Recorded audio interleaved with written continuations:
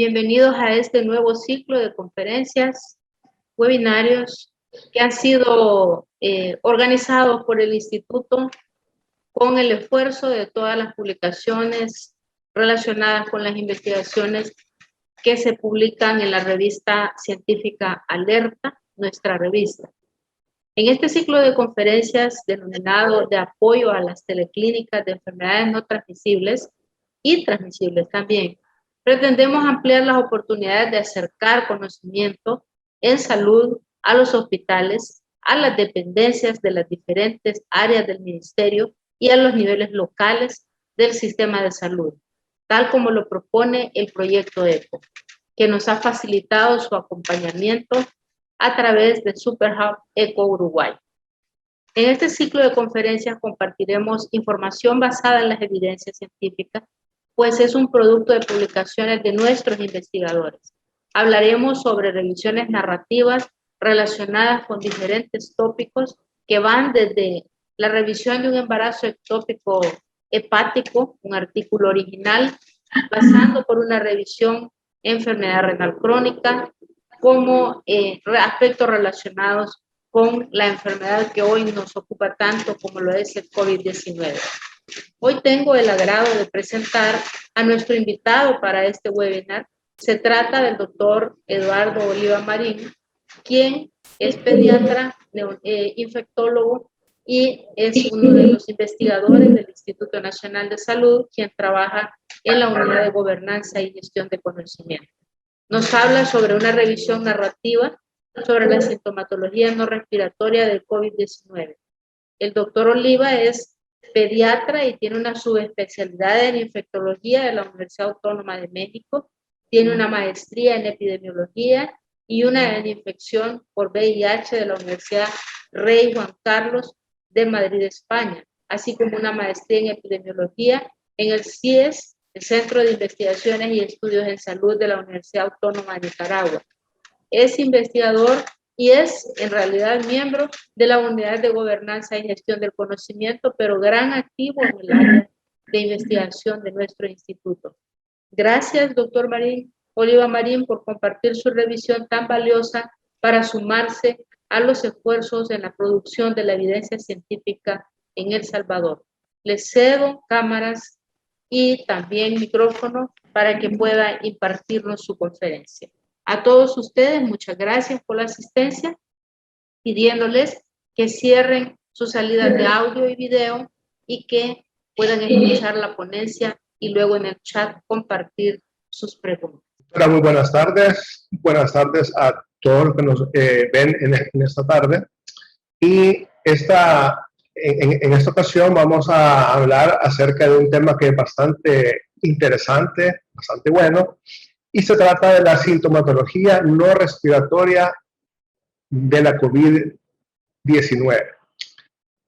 Vamos a ir viendo paso a paso cómo esta infección afecta literalmente desde la cabeza hasta los pies. Por favor, la siguiente diapositiva. Ok, el COVID-19 es principalmente una enfermedad respiratoria. No tenemos que olvidar eso. Es decir, hay mocos, hay estornudos, hay tos, duele la garganta, hay fiebre, duele la cabeza, uno se siente mal, pero hay cierto porcentaje de individuos que andará ya entre el 5 y el 15%, que además de presentar la sintomatología respiratoria, presentan manifestaciones en otros sitios. Así como también hay otros que no presentan sintomatología respiratoria y solo presentan sintomatología en otros sistemas, como es la piel, como son los ojos, como son las uñas, los dedos, etc. Es decir, esta enfermedad nos ha presentado de todo.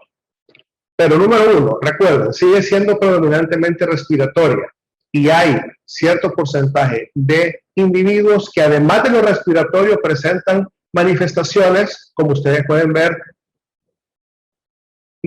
neurológicas, cardíacas, gastrointestinales, hepáticas o de el riñón, afecciones endocrinológicas y también afecciones hematológicas. Como les dije, afecta literalmente de la cabeza hasta los pies. Siguiente diapositiva, por favor.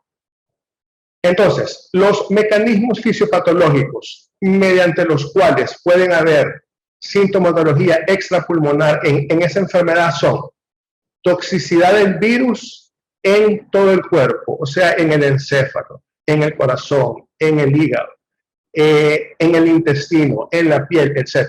2. Daño a las células endoteliales en todo sitio del cuerpo en donde haya o exista endotelio. Tromboinflamación y desregulación de la respuesta inmune, así como también del sistema renina, angiotensina, aldosterona.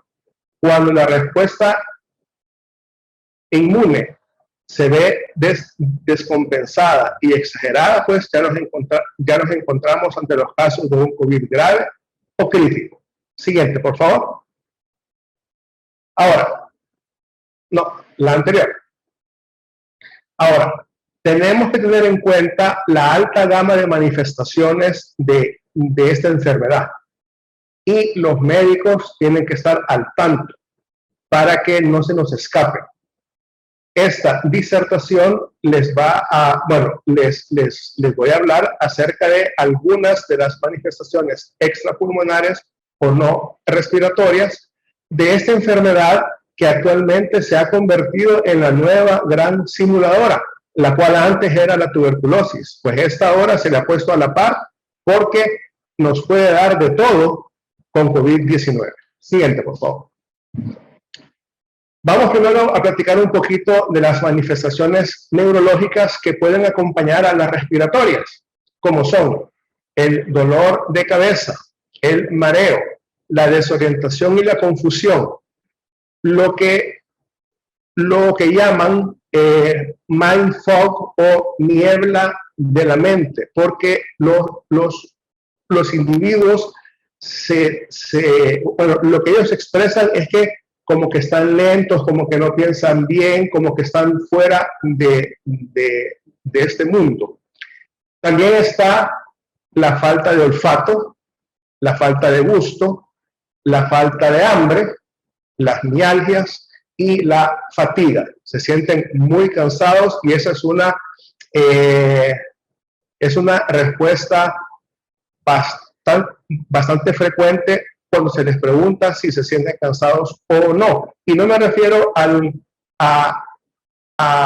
lo respiratorio, sino que cansados, que se sienten planchados y que tienen que estar en cama.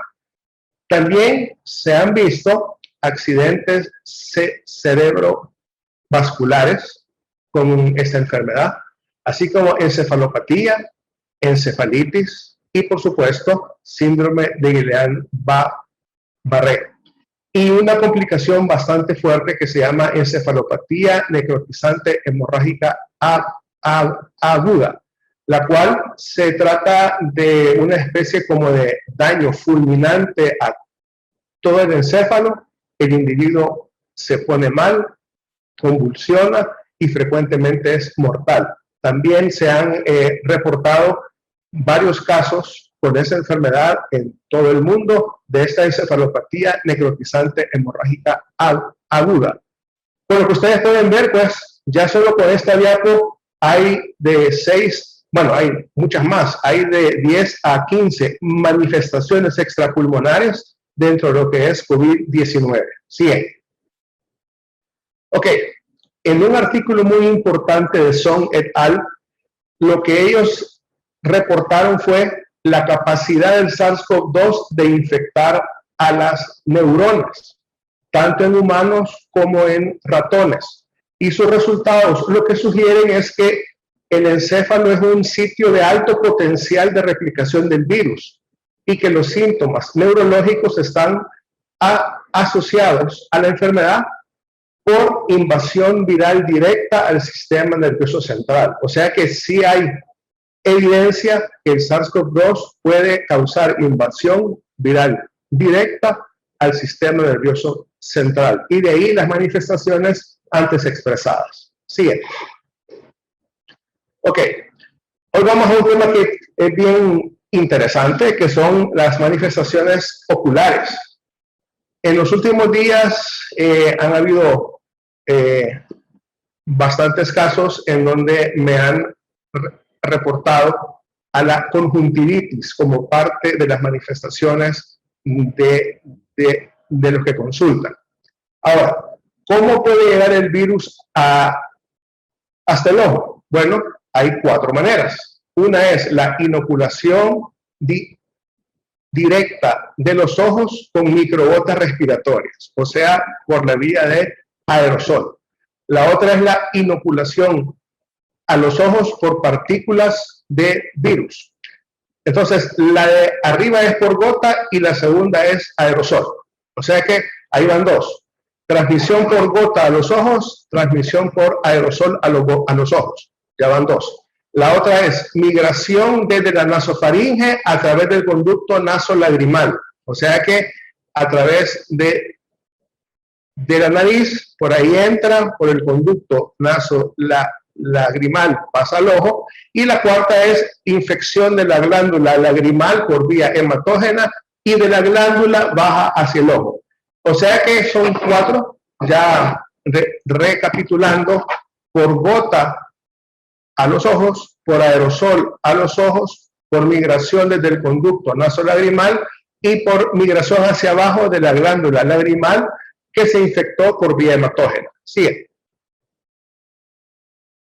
Ok, las manifestaciones oculares en un principio no se habían reportado. En el 2020 eran bastante raras. Sin embargo, en el 2021 se han reportado en el 1 al 30% de todos los casos.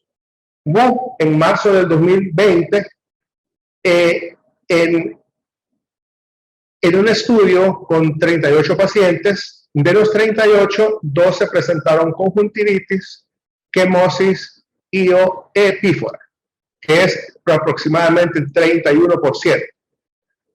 Posteriormente, Chen, un mes después, reportó un caso de la enfermedad que lo que mostró fue una conjuntivitis aguda bilateral en el día 13 de la enfermedad. O sea que eso de la conjuntivitis puede ser que comience con la conjuntivitis o que se dé en el día 8, en el día 10, pero Chen en este artículo de hace año y pico, lo que reportó fue a una persona que desarrolló la conjuntivitis en el día 13.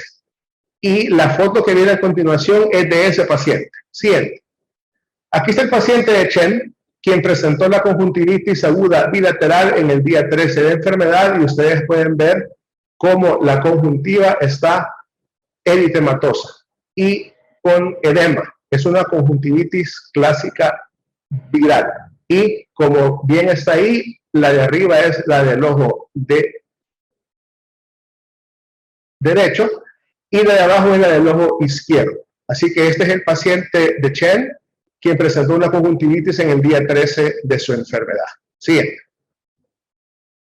Ahora, otro autor, Darwick, en abril del 2020, también reportó un caso que es bastante curioso, porque él consultó de entrada por una sensación de cuerpo extraño y enrojecimiento del ojo izquierdo. Unas horas después comenzó con la fiebre, con la cabeza, con la tos, con la disnea, etc. Pero fíjense, comenzó con los ojos. Entonces, este caso demostró que la conjuntivitis puede ser la primera manifestación de la COVID-19 y eventualmente presentar todo lo demás. La fiebre, dolor de la cabeza, tos, disnea, etc. Siguiente. Manifestaciones auditivas del COVID-19. Bueno, al respecto de los oídos, como se expresa acá, se sabe poco sobre la influencia de la infección por SARS-CoV-2 en la audición y en el sistema laberíntico. En abril de 2020, Mustafa et al. Lo que mostró en un estudio fue que los umbrales de tono alto estaban significativamente disminuidos, así como las amplitudes de las emisiones fotoacústicas en pacientes con COVID-19, al ser estas comparados con pacientes que no tenían la enfermedad.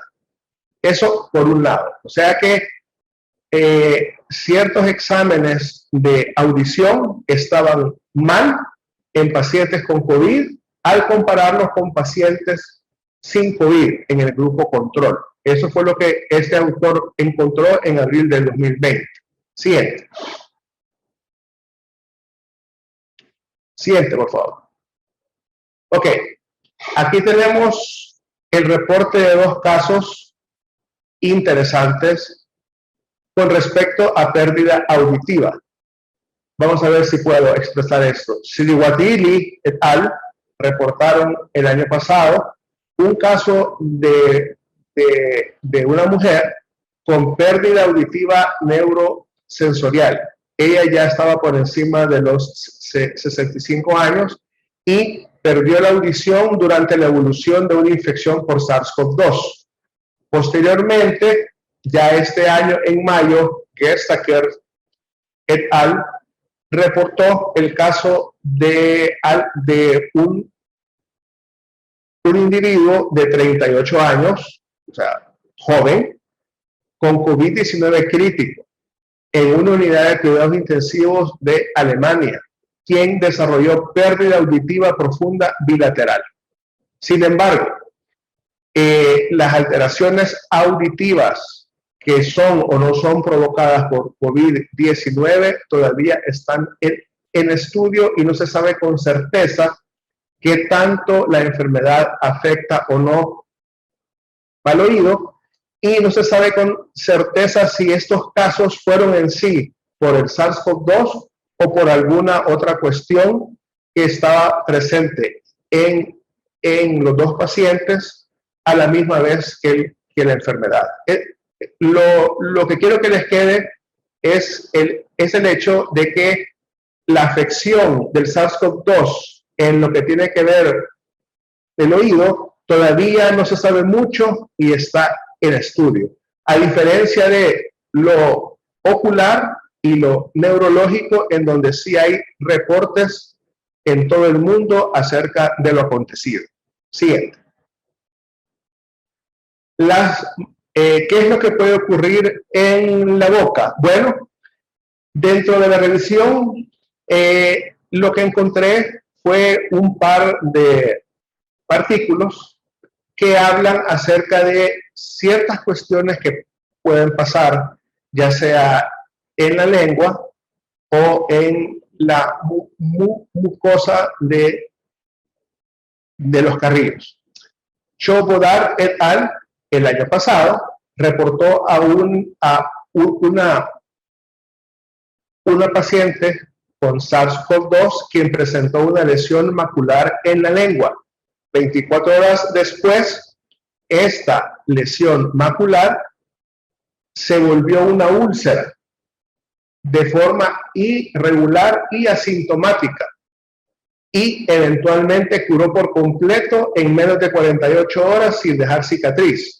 Esta lesión macular eritematosa podría ser explicada por el fenómeno fisiopatológico característico de la COVID-19, que es la vasculitis.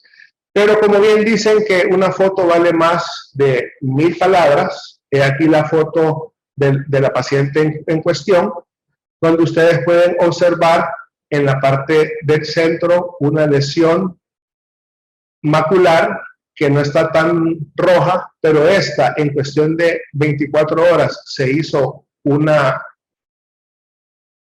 úlcera, y esta se curó por completo en cuestión de 48 horas en una paciente COVID-19 positiva, en una paciente infectada por SARS-CoV-2. O sea que puede aparecer en cualquier parte, de cualquier forma. Siguiente. Ahora vamos a una de las partes más bonitas, que son las manifestaciones cutáneas. Al respecto, España ha hecho mucho, y Galván el año pasado después de ver a 375 individuos con la enfermedad, clasificó a las manifestaciones de piel en 5 tipos. ¿Cuáles son esos 5 tipos? 1. El pseudoeritema pernio o pseudo-sabañón, que es una especie como de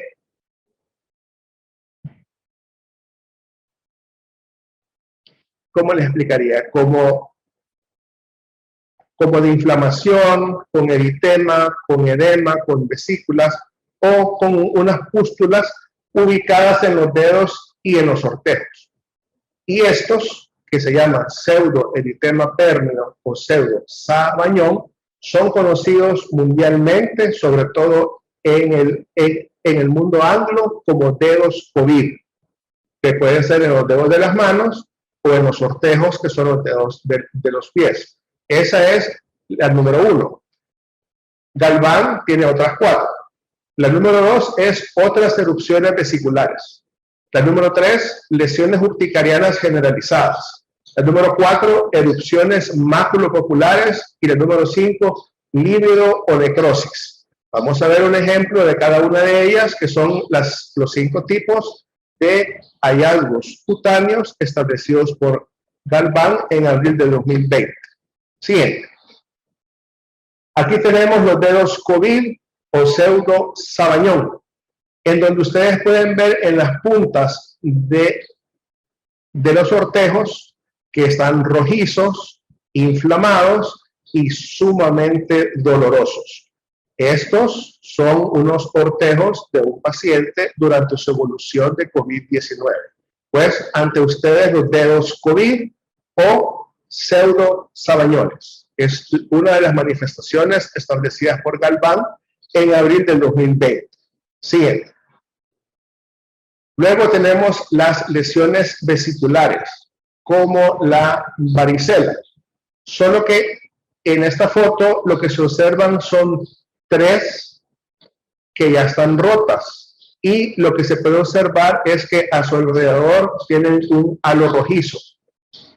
Pero son básicamente como que fueran las vesículas de la varicela o del herpes cuando están íntegras. Sin embargo, estas 3 que se pueden ver acá ya están rotas, pero sí se puede ver el halo rojizo a su alrededor. O sea que en el número 2, el exantema vesicular. Pasemos al tercero. Aquí tenemos un chico que nos muestra pues una lesión urticariana diseminada. Y como dije anteriormente, una foto habla más que 1000 palabras. Y aquí podemos observar la urticaria y cómo está expresada en todo su cuerpo, incluyendo desde lo que es la cabeza hasta lo que son los pies. Es la 3, urticaria. O sea que ya están los dedos COVID, las vesículas y la urticaria. Vamos a la 4. Siguiente. La 4 son lesiones maculopopulares rojizas en la piel, que se caracterizan porque no pican. Y como ustedes pueden ver aquí, está el muslo de un paciente que presenta múltiples lesiones maculopopulares rojizas. O sea que son manchas, eso viene de mácula, y tienen pápulas, o sea que están un poquito como ronchitas, como que la piel está un poco levantada. Así que tiene manchas y piel un poquito levantada, rojizo, que no pica, y lo estamos viendo en la foto del muslo de un paciente con COVID-19. Esa es la que continúa, que es las lesiones maculopopulares. Es la 4. Vámonos a la 5. La 5, como ustedes lo pueden ver acá, tiene una forma de expresarse bastante rara y se llama lívido reticularis. Y aquí tenemos la foto de un muslo de un joven en donde pueden ver ustedes las lesiones características de lo que es un lívido reticular transitorio que ha sido catalogado como la quinta manifestación cutánea de COVID-19. Recapitulando, tenemos los dedos COVID, las lesiones vesiculares, tenemos la urticaria, tenemos las lesiones maculopapulares y finalmente la libido reticularis. Todos estos pueden estar presentes como manifestaciones únicas de la enfermedad o pueden estar presentes acompañando a la sintomatología respiratoria que caracteriza a la COVID-19. Siguiente.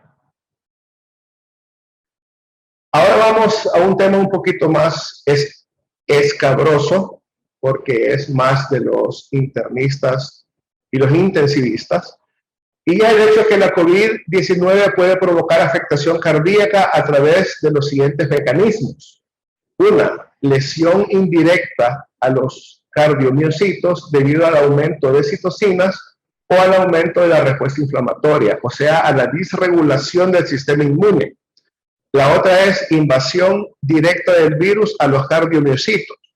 Y la tercera es daño respiratorio causado por el virus, porque afecta a los pulmones, eso nos lleva a hipoxia, la hipoxia a un estrés oxidativo con lesión de los cardiomiocitos. O sea que los cardiomiocitos se pueden ver afectados por la respuesta inflamatoria, por daño directo provocado por el virus o por daño por falta de oxígeno. Siguiente. Ok, ¿cuáles son las manifestaciones cardíacas que se han observado que acompañan a las respiratorias en los pacientes con la enfermedad? Sobre todo en estos pacientes que están en los hospitales en condición grave o crítica. Perdón, está la miocarditis a la cabeza, la isquemia miocárdica o el infarto. Están las arritmias como la fibrilación auricular, el aleteo auricular, la taquicardia sinusal, la bradicardia sinusal, la prolongación del intervalo QT, que en muchas ocasiones fue inducido por drogas, el torsal de Points, la muerte cardíaca súbita y la actividad eléctrica sin pulso. Aparte está la miocardiopatía con disfunción biventricular o disfunción aislada de cualquiera de los dos ventrículos o bien eventualmente un shock cardiogénico. Hay múltiples reportes de pacientes que estuvieron en UCI, graves, críticos, que se fueron de alta bien y súbitamente han muerto en casa. Y en algunas autopsias lo que se ha determinado es que la causa de muerte fue una cardiomiopatía. Son sorpresas que la enfermedad nos ha dado y que estoy seguro que nos seguirá dando. Siguiente. Manifestaciones gastrointestinales. Ven cómo vamos yendo de la cabeza hasta los pies. Ya pasamos por el encéfalo, los ojos, por la boca, corazón. Hoy vamos a lo que es lo gastrointestinal. Bueno, dentro de las manifestaciones que se pueden presentar aisladas o acompañando a las respiratorias, está las náuseas y los vómitos, la diarrea, el dolor abdominal y la anorexia. Por cierto, estos 4 signos y síntomas que acabo de expresar fue justamente lo que presentó mi hija en marzo de este año. Ella no tuvo nada respiratorio. Estuvo 3 días con náuseas, vómitos, diarrea, dolor de panza y que no quería comer. Y el 4.º día como que nada. O sea que sí se puede dar aisladamente. Hay casos raros de isquemia mesentérica o de hemorragia gastrointestinal en pacientes pues bastante graves. Y en el caso de los exámenes tenemos las aminotransferasas por arriba, usualmente por encima de 40 unidades por litro, pero en los pacientes que están muy mal, pues andan por 200, 300, 400. Tenemos las bilirrubinas aumentadas también y la albúmina sérica baja, usualmente por debajo de 3.4 miligramos por decilitro, aunque todo esto depende de la prueba que se haga, del texto que se revise, del artículo que se lea. Lo importante aquí es que ustedes vean que el hígado de una manera u otra se ve afectado por la enfermedad. y las aminotransferasas se elevan, las bilirrubinas se elevan y las albúminas tienden a bajar. Siguiente. Cabe destacar un dato interesante que lo vivimos en tiempo real porque fue el año pasado, y es que el primer caso de COVID-19 que se confirmó en Estados Unidos, lo que reportó de entrada fue una historia de 2 días de náuseas y vómitos al ingreso, y luego una evacuación diarreica en el hospital, en el día 2 de la enfermedad. O sea que este paciente, el primerito que se reportó en Estados Unidos, el primer caso de COVID de Estados Unidos, debutó con manifestaciones gastrointestinales, náuseas, vómitos, diarrea, y sus hisopados respectivos, nasofaringio y en heces, resultaron positivos. Siguiente. Entonces, punto muy importante a tomar en cuenta desde el punto de vista de transmisión, desde el punto de vista de epidemiología y desde el punto de vista de contención de la enfermedad. El SARS-CoV-2 se aísla en heces aproximadamente en el 50% de pacientes que adolecen COVID-19. Esto en base a múltiples estudios efectuados sobre todo en el en el hemisferio oriental. Entonces, casi la mitad de pacientes con COVID-19 excretan al virus.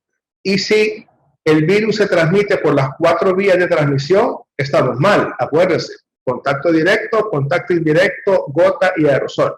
Ok, la detección del virus en heces y en la mucosa intestinal sugiere una invasión directa del virus a los enterocitos que expresan el receptor ECA2, que es la puerta de entrada del virus a nuestro cuerpo. Y eso coloca al tracto gastrointestinal como una vía alterna de infección. O sea que nos podemos contaminar a través del contacto con heces que contengan al virus y no tengamos las medidas de higiene adecuadas. Por eso es que las 3 reglas de oro continúan siendo ciertas. 1. El aseo frecuente de manos con agua y jabón y o alcohol gel. 2. El uso de mascarilla en todo momento. Y 3. El distanciamiento social. Siguiente. Ok. Algo que para mí es nuevo porque yo realmente pensaba que el páncreas estaba libre de SARS-CoV-2 o de la injerencia de SARS-CoV-2, pues resulta que hay pacientes con COVID-19 que han presentado hiperglicemia, han presentado cetoacidosis, incluida la que se ha visto en pacientes con diabetes no diagnosticada o bien sin diabetes.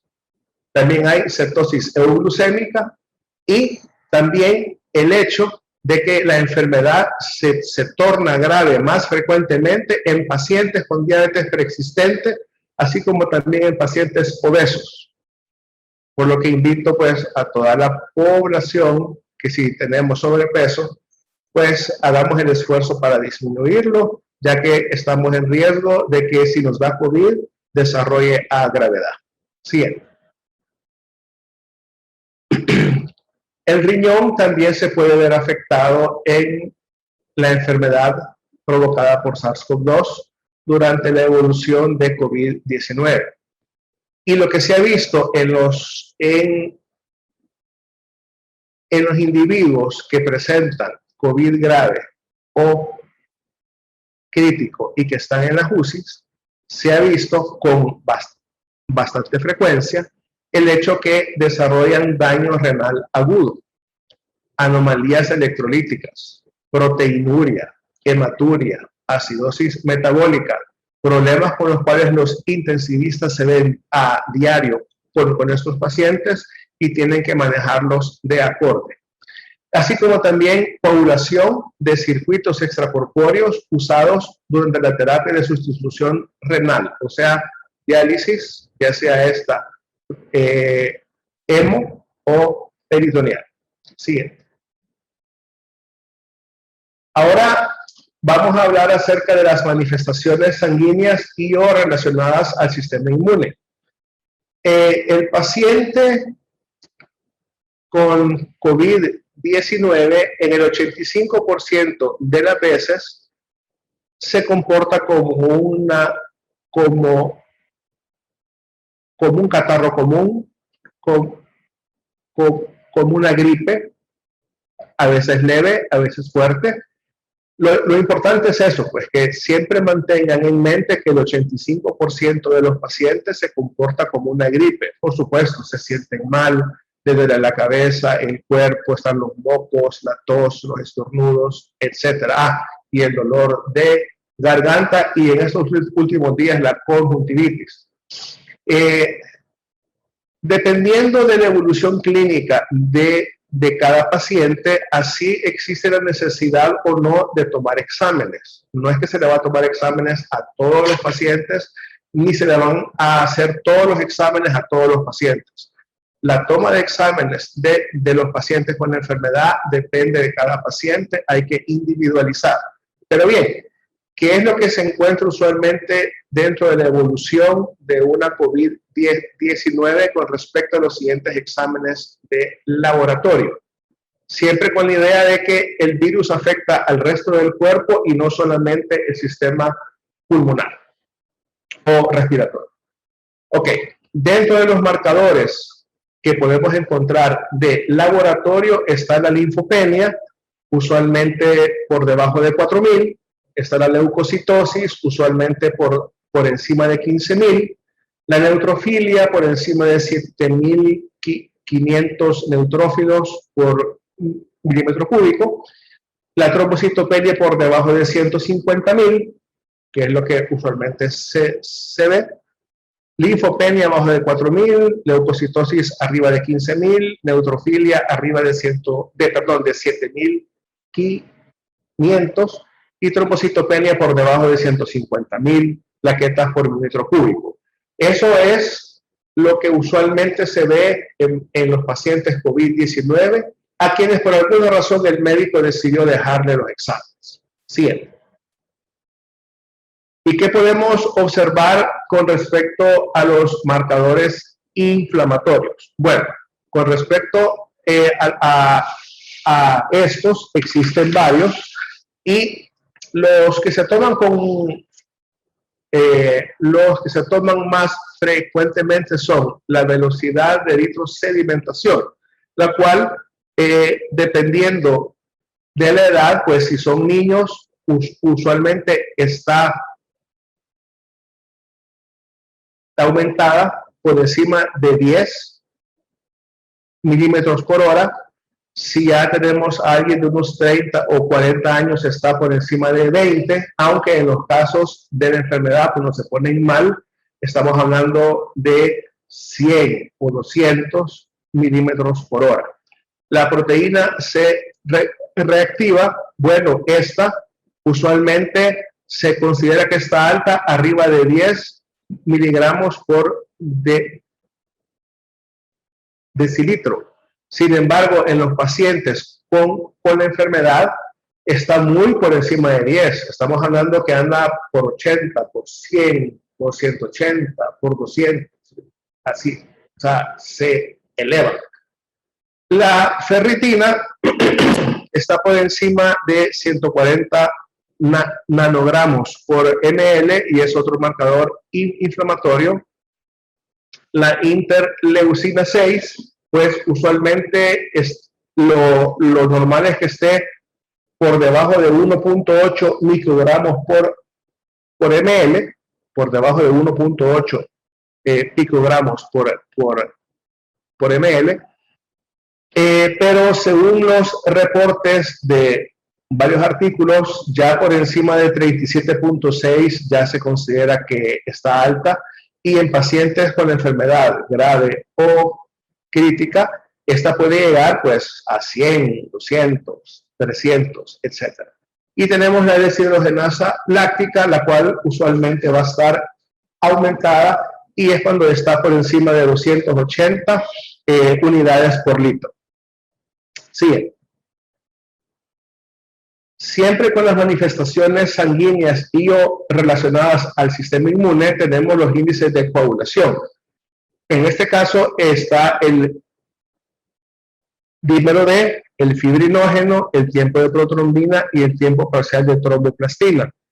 El Dímero D usualmente está por encima de 0.5 microgramos por ml. El fibrinógeno está por encima de 400 miligramos por decilitro. El tiempo de proturbina está por encima de 13.5 segundos y el tiempo parcial de tromboplastina por encima de 40 segundos. Todos estos que yo les acabo de expresar es cuando usualmente estos exámenes ya se consideran que están altos, pero la característica de los individuos que se encuentran con COVID grave o crítico usualmente son valores mucho más altos de 0.5 en el dímero D, mucho más altos de 400 en el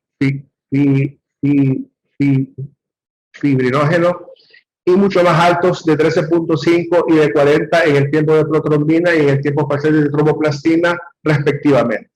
Siguiente.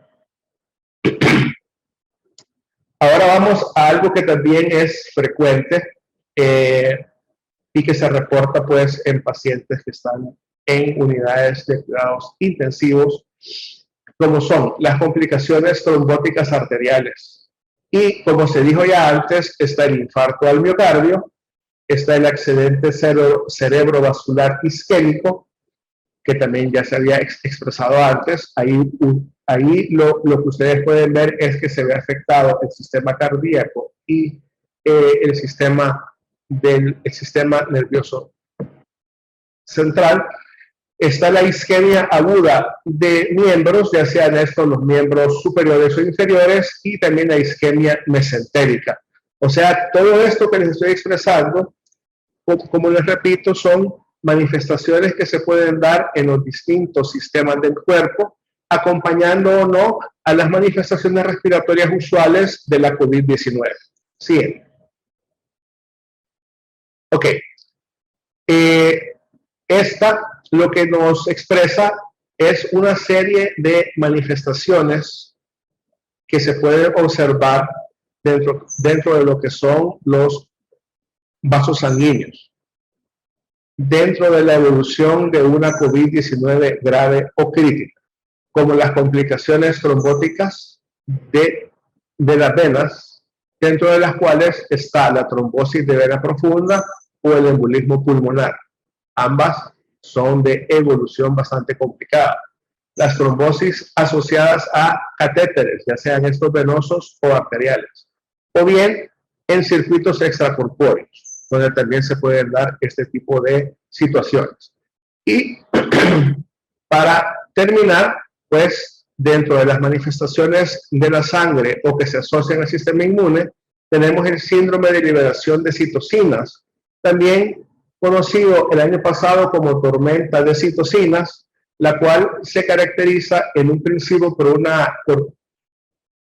aumento bastante grande de la interleucina 6 y de la 1, que son las que desencadenan esto, y que se caracteriza pues porque el paciente tiene una respuesta inflamatoria sumamente grave, con fiebre alta, hipotensión arterial y falla multiorgánica.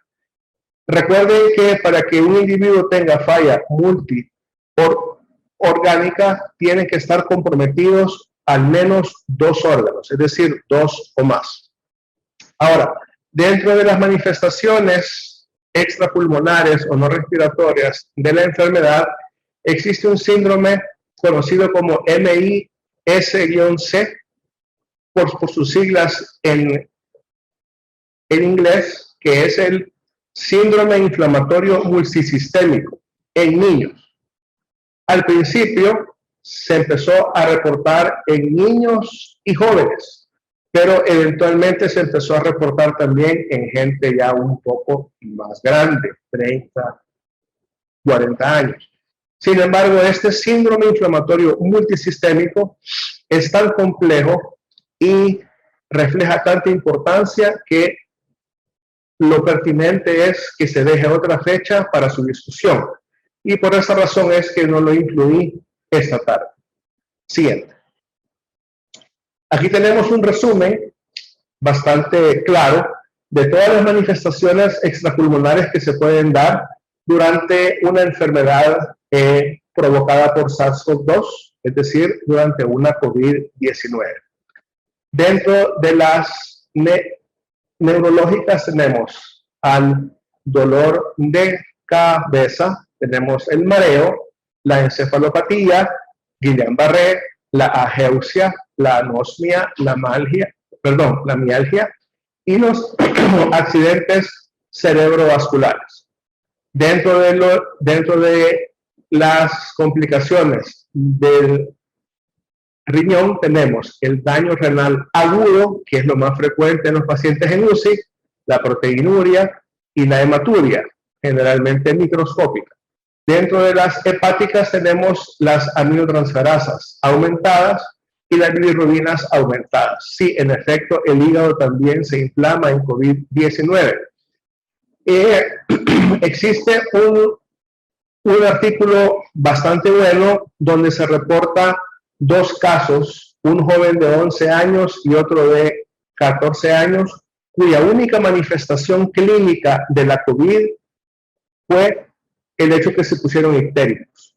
O sea, no tuvieron nada respiratorio, no tuvieron nada más que el hecho que se pusieron ictéricos. Y esa fue la manifestación clínica en esos dos casos de COVID. Ok, dentro de lo que es el tracto gastrointestinal tenemos la diarrea, náuseas, vómitos, dolor de panza, anorexia. Como les repito, mi hija así estuvo hace como 6 meses. Nada respiratorio, todo gastrointestinal, 72 horas así, y al cuarto día como que nada. Y volvamos a la parte de arriba, donde está el tromboembolismo, con la trombosis venosa profunda, el embolismo pulmonar, como dije anteriormente, los dos de mucha gravedad, la trombosis asociada a catéter o cualquier otro dispositivo, las cardíacas a la cabeza, la miocardiopatía, las miocarditis y las arritmias, el shock cardiogénico, la isquemia y el cor pulmonar agudo. Las endocrinas, la hiperglicemia y la cetoacidosis diabética, que si bien es cierto, se han reportado esporádicamente, se han reportado. Y finalmente, las dermatológicas, que hay muchas, como son las petequias, el lívido reticularis, de cual pues hubo una imagen, así como de todas las que vienen, que son el exantema eritematoso, la urticaria, las vesículas y el pseudoeritema pernio o pseudosabañón, o también conocido en el mundo anglo como dedos COVID, que puede afectar, como dije anteriormente, tanto a los dedos de las manos como a los ortejos. Y esta es la última. Ha sido un gusto y quedo a la orden para sus preguntas. Muchas gracias, doctor Oliva. En realidad es súper interesante para todos el poder conocer las manifestaciones no respiratorias del COVID y un aprendizaje continuo, el ver que prácticamente todo el sistema, todos los sistemas y parte del cuerpo en donde hayan receptores y endotelios pueden ser potencialmente afectados en leve o muy grave intensidad. Correcto. Yo tengo una serie de respuestas a mis interrogantes con su conferencia, sobre todo en lo relacionado con sintomatología de tipo dermatológica y también gastrointestinal. Quizás haciendo una correlación clínica con la luz del conocimiento que hoy nos está dando, podemos decir que a mayor cantidad de receptores AC2, como que hay mayor probabilidad que se desarrollen sintomatologías en ciertos órganos y sistemas. Tal es el caso del tubo digestivo, en donde hay una gran cantidad de receptores, y de la piel, que todos sabemos que es extensa y además puede tener un blanco de una respuesta inmune con diferente y variada manifestación clínica, como lo hemos visto ahora. Podría decir su concepto sobre ¿Cuánto tiempo pueda durar esto o un estimado a largo plazo de las manifestaciones? O si hay alguna relación de estas sintomatologías con la administración o posterior a la administración de vacunas. Porque yo tengo conocimiento de casos de personas que no sufrieron ninguna afectación con el COVID, con la enfermedad, pero que posterior a la administración de la vacuna tuvieron algunas manifestaciones, principalmente dermatológicas y gastrointestinales, de larga duración. Y es que en eso estamos aprendiendo mucho.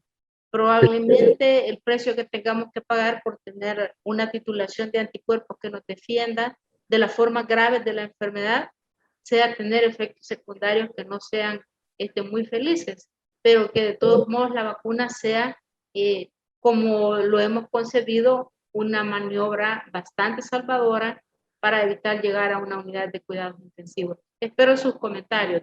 Básicamente aquí hay dos. Con respecto a la pregunta 1, ¿cuánto tiempo puede que esto curse? O sea, ya sea en ojo, ya sea en piel, ya sea en el intestino. Realmente no existe aún un día o un límite de tiempo que usted pueda expresar hasta aquí. Todos los signos que yo expresé, que son extrapulmonares, si duran menos de 28 días, pues se expresan como una enfermedad COVID-19. Si toda la sintomatología que yo expresé extrapulmonar ya pasa de los 21 días, ya se expresa esto como una COVID persistente. Y la COVID persistente puede que pase 2 meses, 3 meses, 6 meses o más. Es decir, no se sabe. O sea que tanto la sintomatología respiratoria como la del sistema inmune, la del sistema neurológico, cardíaco, cutáneo, gastrointestinal, cualquier sintomatología en cualquier sistema puede estar las 3 semanas y se llama COVID-19. Y si pasa las 3 semanas, ya se llama COVID persistente. Y cuando estamos ahí, el COVID persistente aún no tiene límite. Puede que le dure 15 días, 2 meses, 6 meses o hasta más. O sea que no existe aún respuesta para que se sepa hasta cuándo. Básicamente cada paciente es distinto en lo que se refiere a qué sintomatología va a presentar, en lo que se refiere a qué grave va a ser y en lo que se refiere por cuánto tiempo. Ahora, con respecto a la pregunta número 2, sí, en efecto, han habido muchas reacciones a todas las vacunas, no solamente a una marca o a la otra marca. Las reacciones adversas que se han observado con las inmunizaciones anti-SARS-CoV-2 son parte del mundo de las inmunizaciones. Todas las vacunas contra todas las enfermedades muestran cierto grado de reactogenicidad, o sea, de hacer efectos adversos. Y las vacunas anti-SARS-CoV-2 son iguales que las otras, en el sentido que a algunos pacientes les van a dar efectos adversos, los cuales pueden ser leves, moderados o graves, y los cuales pueden ser transitorios o pueden ser un poquito más de tiempo o pueden ser muy prolongados cuando la respuesta de las células y no los anticuerpos son las que toman la batuta y toma más tiempo que disminuya la respuesta que causó la vacuna en esos pacientes. Entonces, al igual que la enfermedad, que dependiendo de cada individuo, así se va a presentar en cuanto a sintomatología, en cuanto a lo grave y en cuanto a tiempo. De la misma forma, los efectos adversos por las inmunizaciones anti-SARS-CoV-2 así se van a presentar también. Depende de los individuos y así va a ser respuestas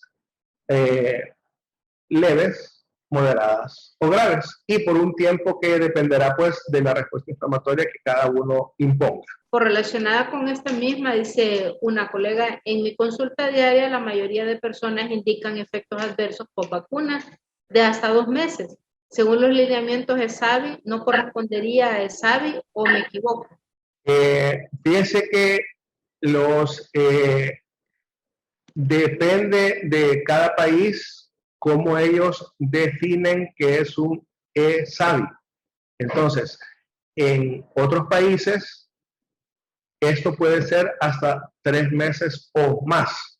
Si la definición de ESAVI del país dice que hasta los 2 meses, pues en este caso es porque así lo dicta la norma. Pero en otros países las reacciones se pueden observar por más de 3 meses y en otros sitios las definiciones incluso hay algunas que no contemplan el tiempo. Sí. Porque puede resultar mucho más adelante. Estoy de acuerdo con usted. Yo creo que en este caso en particular, con esta enfermedad en particular, estamos en curso del aprendizaje. Es decir, las manifestaciones clínicas, los efectos que pueda producir la misma vacuna sobre el sistema inmune y los órganos del sistema no son catalogables todavía como en tiempo de duración. Esto va a durar 2 meses, va a durar 3 meses, porque estamos escribiendo la historia del tema. Así es. Entonces, tenemos que tener mente abierta y no decir 2 meses, 3 meses, probablemente sea un concepto diferente de efectos relacionados con el sistema autoinmune, con el sistema endotelial, con el sistema de receptores AC2, etcétera. Y hay otra pregunta aquí que es interesante, además de la felicitación, dice excelente ponencia, una pregunta, ¿hay algún mecanismo fisiopatológico común a todas las manifestaciones extrarrespiratorias? ¿O es un mecanismo diferente para cada órgano y sistema?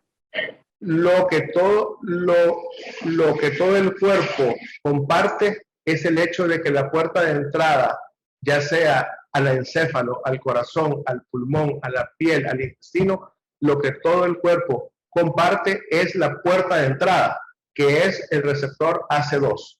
Eso es lo que comparte todos los sistemas. Ahora, los mecanismos fisiopatológicos por medio de los cuales se dañan todas esas partes del cuerpo ya son distintos y varían dependiendo del sistema del que estamos hablando. O sea que lo que sí comparten es la puerta de entrada, pero los mecanismos fisiopatológicos mediante los cuales se inflaman y se dañan y presentan las manifestaciones, eso ya depende de cada sistema, es diferente.